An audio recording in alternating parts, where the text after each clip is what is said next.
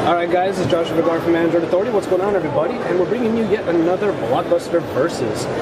Now we're moving from the phones and we're moving over to the tablet space because Sony has come out of the woodwork. They're really putting all the chips on the table with the Xperia Tablet Z or Z. What you're looking at here is a 1920 by 1200 resolution display on a 10.1 inch. So logically we have the Versus over here with probably one of the big dogs in the 10-inch market. That is the Nexus 10. So this one is designed by Samsung and is of course the Google official 10-inch tablet device. And we're going to take a look at some of the aspects on here. I will say that the resolution on the Nexus 10 is 2560 by 1600, which is an incredible display, but that doesn't mean that the Xperia Tablet Z doesn't have some tricks up its sleeves. There is the Snapdragon S4 Pro processor inside of the Xperia Tablet. However, inside of the Nexus 10, you have the dual-core Exynos, which comes in at a very, very fast speed. You have very comparable experiences on both of these tablets. You're going to have a lot of speed nonetheless.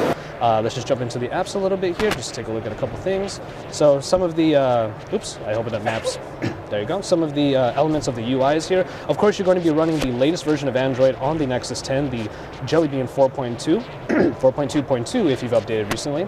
However, on the Sony Xperia Tablet Z, you're going to be running 4.1.2. But all of that aside, we do have to take a look at some very, very important advantages to the Xperia tablet. It is primarily the thickness. At 6.9 millimeters, this is quite frankly one of the thinnest, if not the thinnest tablets on the market today. And at 495 grams, this thing is a nimble performer. This is seriously one of the lightest tablets I have ever, one of the lightest devices even, that I have ever had the pleasure of using, especially of this form factor. The Nexus 10, on the other hand, does have a much thicker back, as you're going to see in a comparison shot that we'll show you right now. Much thicker back, much heftier also, and it is heavier. Now, don't get me wrong, while the heavier feel of the Nexus 10 does lend to its great handling, that's not to say that the Xperia Tablet Z doesn't have some great handling of its own.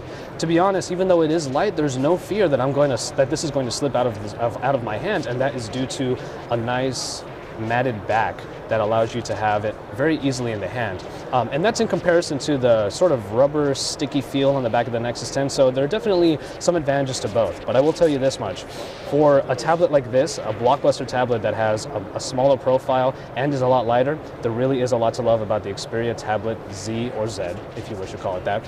So that is our Versus here for two of the big 10-inch tablets in the Android market today. So stay tuned, everybody. This is Joshua Vergara from Android Authority, live from MWC in Barcelona, Spain. We'll be right back with even more, so don't forget to subscribe to our channel.